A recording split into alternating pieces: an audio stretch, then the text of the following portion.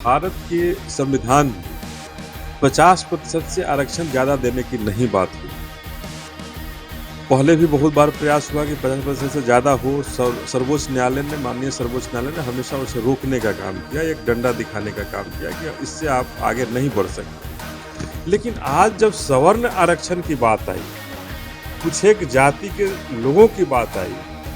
तो आपने ईडब्ल्यूएस के माध्यम से कि इकोनॉमिकली जो पीछे हैं उनको हमने ये आरक्षण दे दिया। किस आधार पर आपने दे दिया साहब? तो सवाल बहुत बड़ा है कि आखिर बाबा साहब के संविधान 15 और 16 के अनुच्छेद में कैसे छेड़छाड़, और पूरे भारत की जनता जो शोषित दलित वंचित हैं, पिछड़े अति पिछड़े हैं, कैसे वो देखते हुए अब इसको बर्दाश्त कर पाएंगे।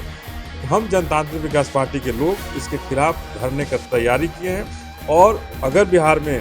ये सरकार इसको रोकने का काम नहीं करती है, 10% आरक्षण को रोकने का काम तत्काल प्रभाव से नहीं करती है, तो हम लोग 6 तारीख को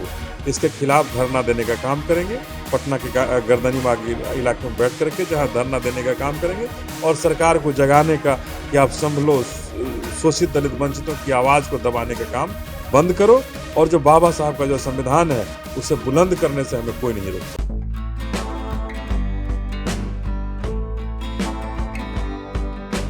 नमस्कार, मैं हूं अनूप नारायण सिंह और आप देख रहे हैं बिहारी खबर के डिजिटल प्लेटफॉर्म को। हमारे साथ हैं जनतांत्रिक विकास पार्टी के संस्थापक और राष्ट्रीय अध्यक्ष अनिल कुमार जी। लगातार जनहित के मुद्दों पे बोलते हैं। अभी जो मुद्दा है बिहार में पिछड़ा अति पिछड़ा को लेकर, जिसके बारे में आमतौर पर राजनीतिज्ञों को जानकारी नहीं है, साथ ही साथ स्वर्ण आरक्षण को लेकर भी जिस तरह की भ्रांतियां आ गई हैं, उस पर भी अनिल जी लगातार लोगों को जागरूक कर रहे हैं और बता रहे हैं कि स्वर्ण आरक्षण का विरोध क्यों है। आइए इन्हीं से जान लेते हैं कि पिछड़ा अति पिछड़ा के मामले और स्वर्ण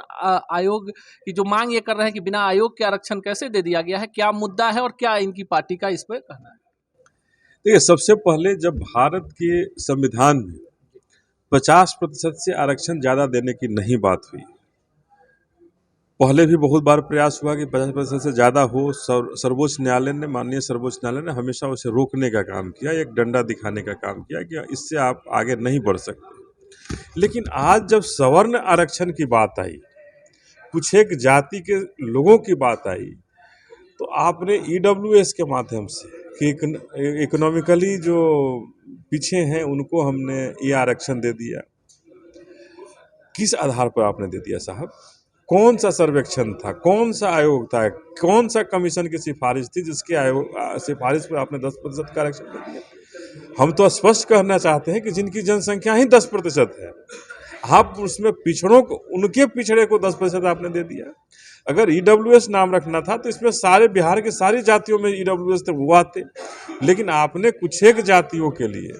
हमने इसीलिए कहा कि ये ईडब्ल्यूएस नहीं, ये एफ ही ईडब्ल्यूएस है। फॉरवर्ड इकोनॉमिकली जो ये हैं उनके लिए ये आरक्षण की बात कही गई। तो ये बाबा साहब के संविधान के साथ, भारत के संविधान के साथ कहीं ना कहीं ये बहुत बड़ा छेड़छाड़ हुआ है, बहुत बड़ा खिलवाड़ हुआ है। जो शोषित दलित वंचित हैं उन्हें कहीं ना कहीं पीछे करने का, उन्हें और पीछे ढकेलने का कहीं ना कहीं एक साजिश है, जिसके तहत ये एक आरक्षण किया गया। और बिहार की सरकार भी इस आरक्षण में कहीं ना कहीं सहयोगी हुई, उसे बिहार में तुरंत इम्प्लीमेंट किया गया। जब तमिलनाडु जैसे प्रदेश नहीं कर रहे हैं, छत्तीसगढ़ उसको 4% कर दिया, तो बिहार में कैसे उसको 10% कर दिया गया? तो सवाल बहुत बड़ा है कि आखिर बाबा साहब के संविधान 15 और 16 के अनुच्छेद में कैसे छेड़छाड़ हुई, और पूरे भारत की जनता जो शोषित दलित वंचित हैं, पिछड़े अति पिछड़े हैं, कैसे वो देखते हुए अब इसको बर्दाश्त कर पाएंगे। जहां हमारे लोगों को नौकरियां नहीं मिलेंगी, हमारे लोगों को पढ़ने का साधन नहीं मिलेगा, और हम उसे देखते रहें। तो हम जनतांत्रिक विकास पार्टी के लोग इसके खिलाफ धरने की तैयारी किए हैं, और अगर बिहार में ये सरकार इसको रोकने का काम नहीं करती है, 10% आरक्षण को रोकने का काम तत्काल प्रभाव से नहीं करती है, तो हम लोग 6 तारीख को इसके खिलाफ धरना देने का काम करेंगे। पटना के गर्दनी बाग इलाके में बैठ करके जहां धरना देने का काम करेंगे, और सरकार को जगाने का कि आप संभलो, शोषित दलित वंचितों की आवाज़ को दबाने का काम बंद करो, और जो बाबा साहब का जो संविधान है उसे बुलंद करने से हमें कोई नहीं रोक सकता। अनिल जी, एक बड़ा सवाल है, आज़ादी के 75 वर्षों के बाद जिस तरह से देश में पिछड़ी जातियों को और जो जिनको कहा जाता है कि दबा कुचला वर्ग है, क्या आपको लगता है कि 75 वर्षों में संविधान के तहत उनको जो सुविधाएं मिली उससे उनका उत्थान हुआ? नहीं हुआ तो इसके लिए दोषी कौन है? देखिए, बिल्कुल आपका सवाल बड़ा जायज़ है, और आश्चर्य होता है कि हमारे भारत के प्रधानमंत्री, यशस्वी प्रधानमंत्री जिन्हें कहा जाता है, वो अगर कहते हैं कि 80 करोड़ जनता गरीबी रेखा के नीचे है, और कुछ दिन पहले कोरोना के ये में देखा कि आज से 6 महीना पहले तक लोगों को राशन और पानी सरकार देने का काम की, तो ये दिखाता है कि 75 साल जहां गुजर गए देश को आज़ादी के, एक तरफ देश अमृत महोत्सव मना रहा है, और आज भी अगर आप गाँव में जाएं, गाँव के अंदर झांकने का काम करें, कस्बों के अंदर जाने का काम करें, तो वहाँ आज भी देखेंगे कि आज भी लोग किस फटेहाल जिंदगी में लोग जी रहे हैं, जिन्हें झोपड़ियों के अंदर रहने को मजबूर होना पड़ रहा है। इस ठंड में, ठंड आ रहा है, ठंड कपकपाती ठंड में वो परिवार कैसे गुजर बसर कर रहा है, जिन्हें खाने के लिए कुछ नहीं है। तो आज भी भारत के जो शोषित, दलित, वंचित जो समाज है, आज भी बहुत बड़े पैमाने पर पीछे ही खड़ा है, आज भी वो मुख्य धारा में नहीं शामिल है। आपको नहीं लगता है कि जितनी भी सुविधाएं मिली संविधान में ये वर्णित था जिस समय देश में, कि जो पिछड़ा वर्ग है, जो वंचित समुदाय है, जिनको दलित वर्ग कहा जाता है, मुट्ठी भर लोगों ने आज़ादी के 75 वर्षों तक मलाई काटी, और फिर आरोप लग रहा है उन पर जो गरीब है? आपको नहीं लगता है कि जो उसी वर्ग के जो अग्रणी लोग हैं, जो सत्ता में रहे, जो सियासत में रहे, उन्होंने मलाई खा ली, फिर दोषारोपण दूसरे पर क्यों? देखिए, कहीं ना कहीं जो आगे जो लोग बढ़े, उन्होंने अपने पीछे परिवार के जो लोग छूटते गए, जो समाज के जो लोग पीछे थे, उन्हें आगे लाने की कोशिश नहीं की, ईमानदारी से कोशिश नहीं की। और सरकार, जो भी सरकार मौजूदा रही, वो भी इस स्कैम में शामिल रही कि जो पीछे हैं उन्हें पीछे छोड़ दो, वोट की राजनीति करो, केवल वोट लेने का हमें मशीन समझा गया, वोट देते रहेंगे, और नए नए नारों के साथ हमें ठगने का काम इन सरकारों ने किया। नए नए नारे, हमेशा नए कुछ नारे लेकर के आए और हमें ठग करके वोट लिए, और उसके बाद फिर से भूलने का काम किया। यही कारण है कि हमारी जीवन आज भी दलदल में है, और हम दलदल जीवन के प्रतिभागी बन करके, हमारे बच्चे भी उसी दलदल जीवन में रह रहे हैं। लगातार आप प्रखरता से बोलते हैं बिहार में जातीय जनगणना होने जा रही है, आपको लगता है कि जातीय जनगणना हो जाने के बाद जो जातियां एकदम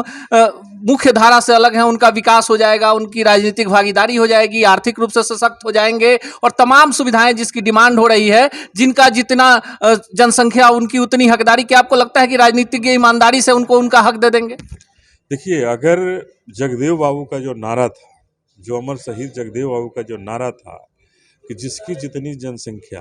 भारी, उसकी उतनी हिस्सेदारी,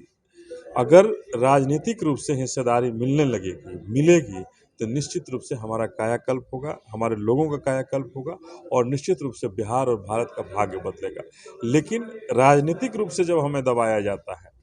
हमारे लोगों को जब दबाया जाता है, तो कैसे हमारे लोग ऊपर आएंगे? और आज यही जो परिवर्तन आज जो हुआ है कि कुछ एक लोगों के हाथ में पूरा बागडोर है। अगर शासन की बात करें, प्रशासन की बात करें, या घर दरवाजे की बात करें, तो वहाँ भी कुछ एक लोगों के पास है, बहुत लोगों के पास नहीं है। इसीलिए जब तक